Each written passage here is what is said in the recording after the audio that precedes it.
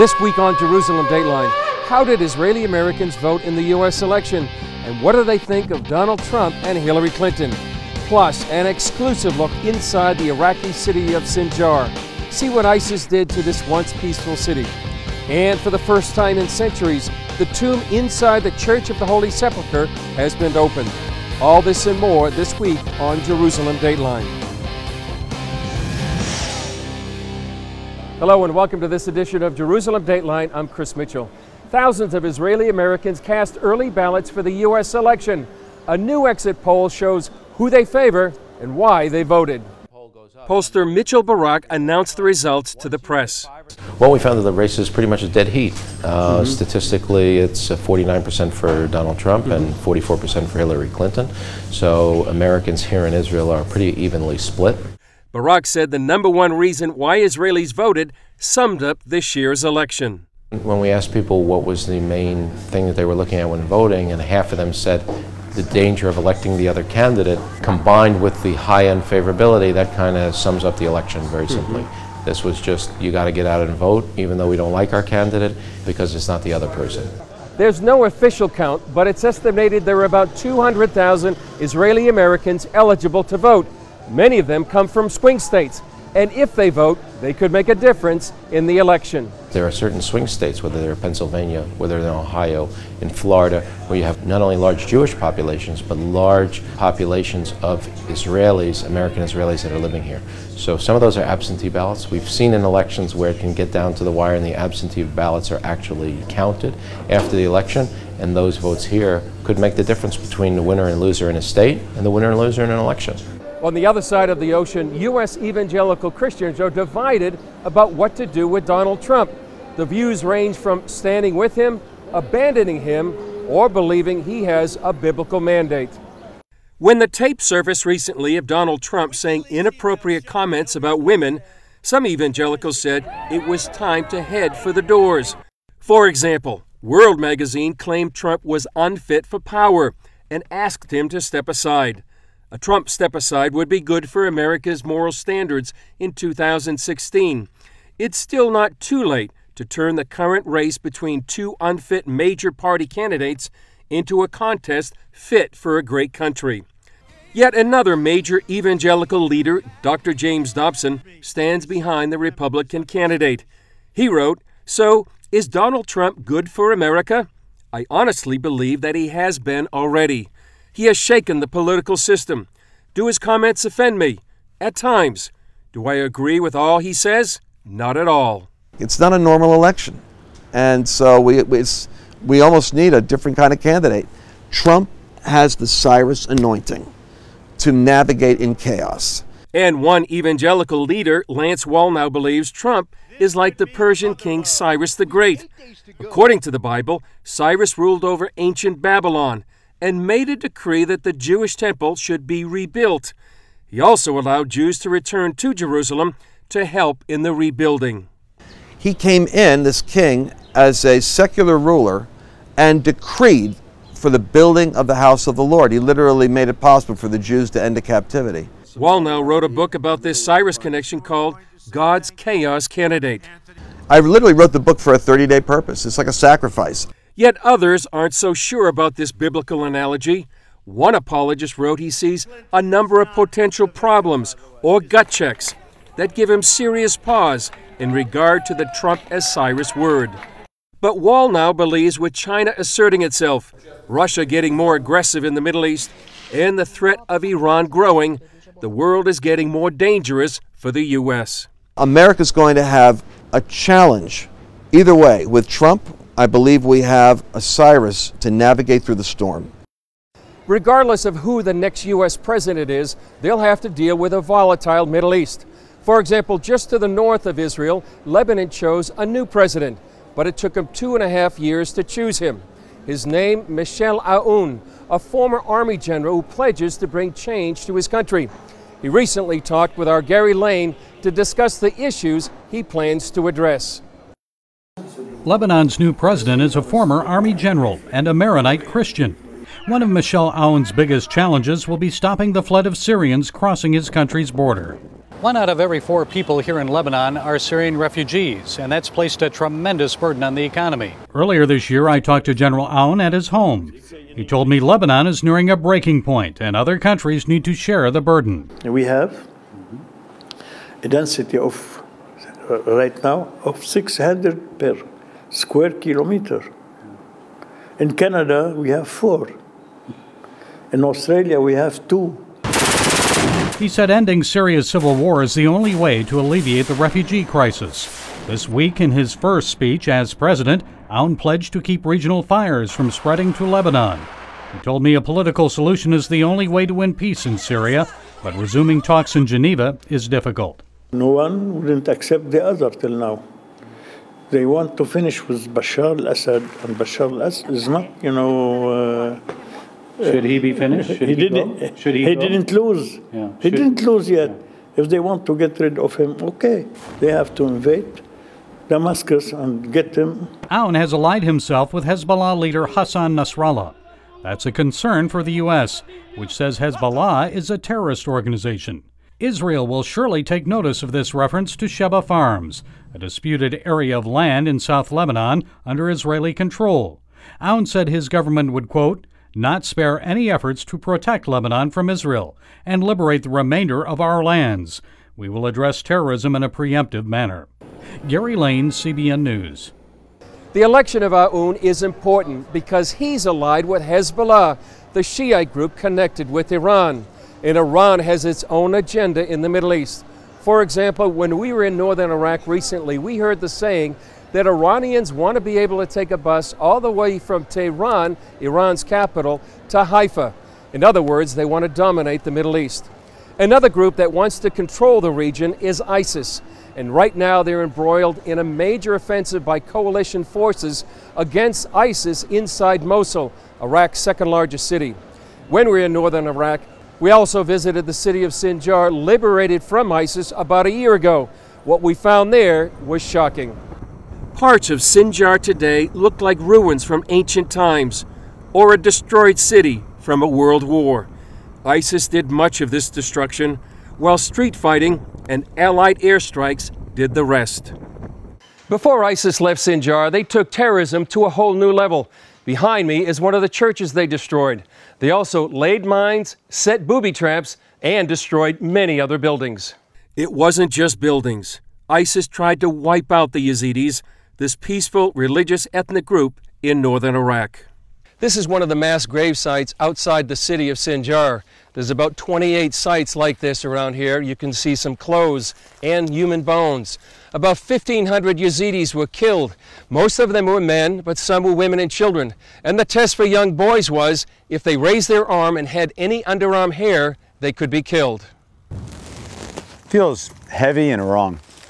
Dave Eubank of the Free Burma Rangers came to help the Yazidi people.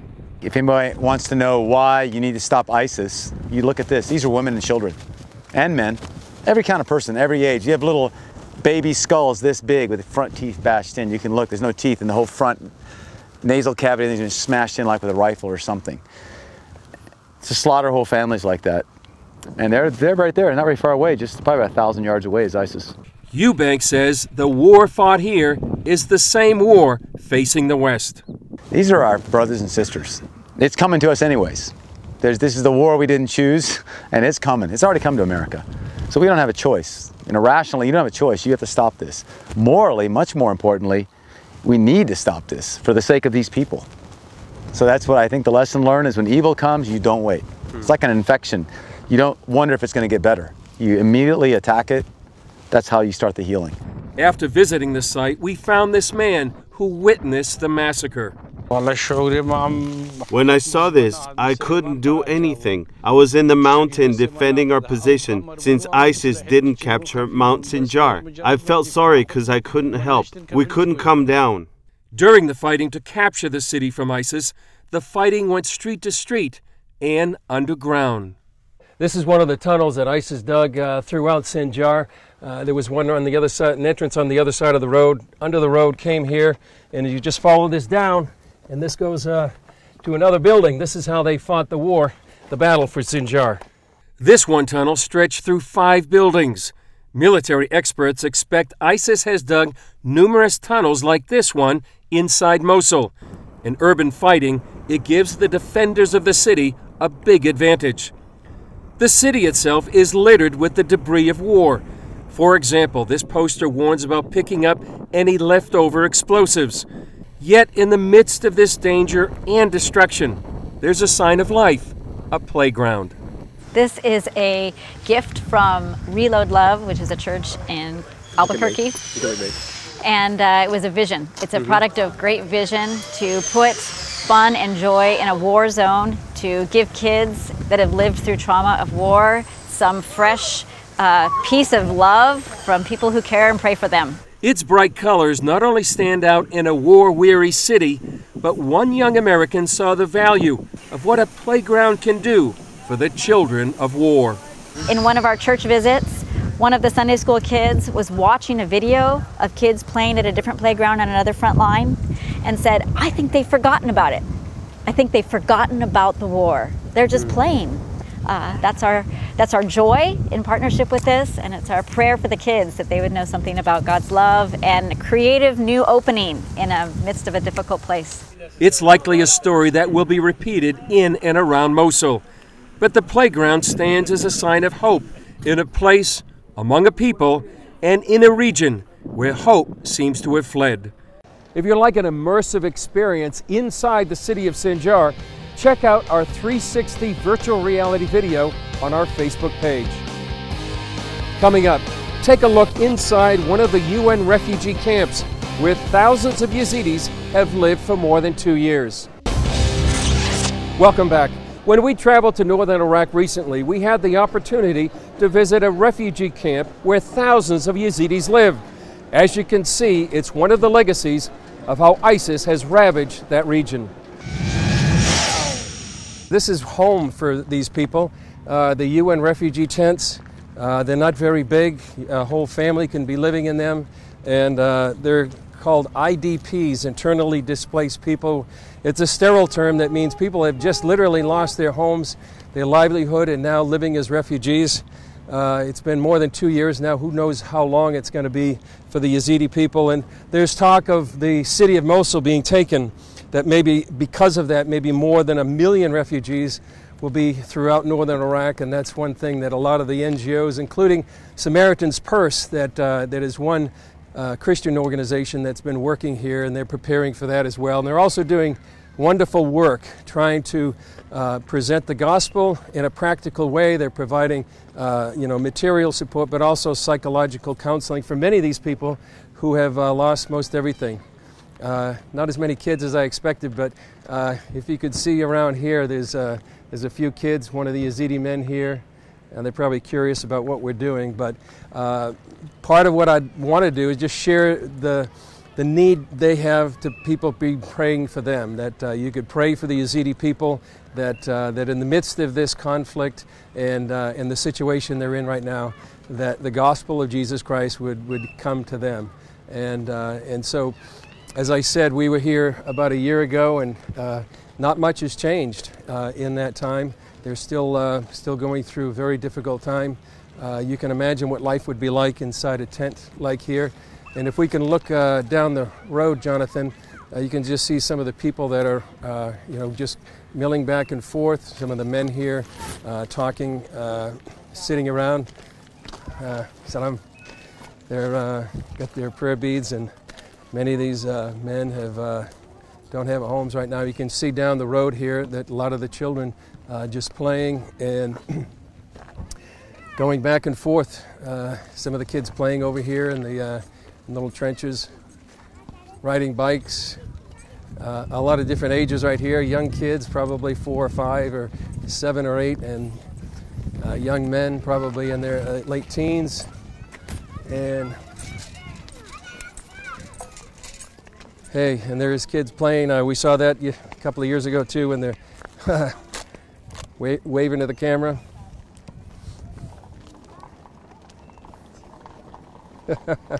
So I'm just going to end here, but if you can look, you see almost from here, you can see just a sea of tents right now. When I was here a little while ago, I had sort of an epiphany for my own self. And when I saw these tents, I thought of the words that Jesus said on the Mount of Olives. It's recorded in Matthew 24, chapter 24, and Luke 21, and where it says there'd be wars and rumors of wars. And it hit me, because of those wars and rumors of wars, there'd be people that would be displaced, just like these people, just like these Yazidi people, and how important it is to be able to pray for them, help them, support them. So please pray for the Yazidi people. Pray for people like Samaritan's Purse that are doing such a great job here, and pray for this region that needs so much help. One person said that all of Iraq is sort of like in post-traumatic stress disorder. In many ways that's probably true, and we hope and pray that it won't get any worse, but get better. So God bless from Yazidi refugee camp here in northern Iraq. Coming up, see how one Christian organization is fighting back against the UN group that says there's no connection between the Jewish people, the Temple Mount, or the Western Wall. Welcome back to Jerusalem Dateline. By the way, we're coming to you this week from Ben Yehuda Street, a pedestrian mall in the heart of Jerusalem. Well, Christians around the world are standing together about what they see as a United Nations attempt to rewrite history in the Holy Land. CBN's Middle East correspondent Julie Stahl shows us what's behind this unified effort and what action one group is asking Christians to take. It all started when UNESCO passed a resolution ignoring Jewish and Christian ties to Jerusalem's Temple Mount. One major result: Christians joining with Jews to condemn the move. This is a horrendous scandal which should have never taken place, because the United Nations is a global body to represent the entire world, and they very in a blatant way sided with an Islamized agenda to basically Islamize the Holy Land. To make matters worse, the UN body made its decision during the Feast of Tabernacles as thousands of Christians celebrated the biblical feast in Jerusalem. They were scandalized. They say, these are our places where we worship. These are places which I find in my Bible. How it comes that the United Nations tells me now this is an Islamic site, places which Mohammed or none of the Muslim sages ever visited. Dr. Jürgen Bühler of the International Christian Embassy Jerusalem decided it was time for Christians worldwide to take a stand. We told them, please give a history lesson to UNESCO. Take a Bible, go to the bookshop and purchase a Bible, highlight some of the places where it speaks about Jerusalem, Hebron, Bethlehem, the Temple Mount, whatever it is, and send it to the UNESCO and tell them, well, these are places that are holy to us, and we are absolutely scandalized that those places are being Islamized today. Many experts call the Bible one of, if not the most historically accurate document in history. In the Old Testament alone, Jerusalem and Zion are mentioned more than 800 times. Another 161 mentions are found in the New Testament, not including various other synonyms.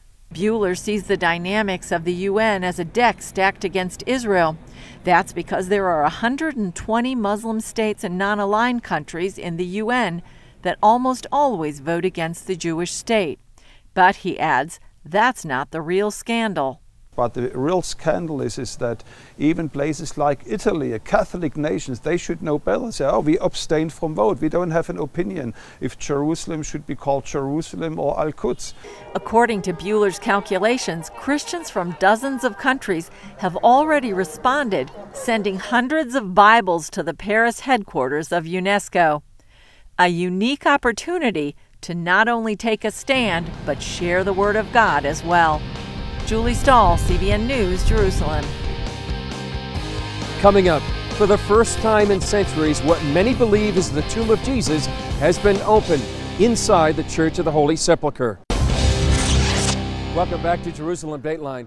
For the first time in centuries, researchers have uncovered what they believe to be the tomb of Jesus inside the Church of the Holy Sepulchre. It's in the heart of Jerusalem's Old City, where a major renovation is taking place inside the 4th century church. This National Geographic video shows workmen uncovering the marble slab over the tomb on October 26th.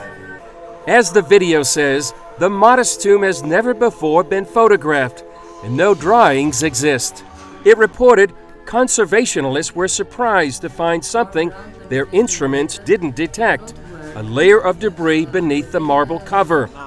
Then underneath the debris, they found another marble slab with a cross carved into its surface. Then they saw the original burial bed. Emperor Constantine ordered the church built in the 4th century. His mother, Queen Helena, came here to discover the tomb where Jesus was buried. The Roman Emperor Hadrian in the 2nd century built a temple here to the goddess Aphrodite. The historian Eusebius said he did it to cover the tomb where Jesus was buried. The examination of the tomb is part of a restoration project. Workers are preparing the structure known as the edicule, which means little house. It was built to protect the tomb. The last repair work done on the edicule took place over 200 years ago. Professor Antonio Marapoulou leads the restoration and told CBN News earlier this year about the project. We will remove the marble slabs, the stone slabs. We will inject grouts to homogenize the complex structure, which is the holy rock. That means that we develop a unified structure, that all the layers will behave structurally as one. And upon this, after repairing with new compatible and performing mortars and concrete, we will readjust the stone slabs with titanium bolts. For the workers, it's more than a job. Vasilios Sefelis is a Greek civil engineer. So I'm very excited because I'm a Christian Orthodox and I am working in Greece in monuments like this. But this is a specialized project, very specialized project. I don't believe that I can go to something bigger than this. Each one of us in front of the Holy Tomb feels the values of the Holy Tomb. And the Holy Tomb is the most alive place in the world. It gives the message of resurrection. National Geographic plans to show more of its footage this month on its Explorer channel. The restoration should be completed sometime next year. The work going on inside the Church of the Holy Sepulchre is just one of the amazing things happening here in Jerusalem. Well, that's it for this edition. Thanks for joining us. Remember, you can follow us on Facebook, Twitter, and Instagram. I'm Chris Mitchell. We'll see you next time on Jerusalem Dateline.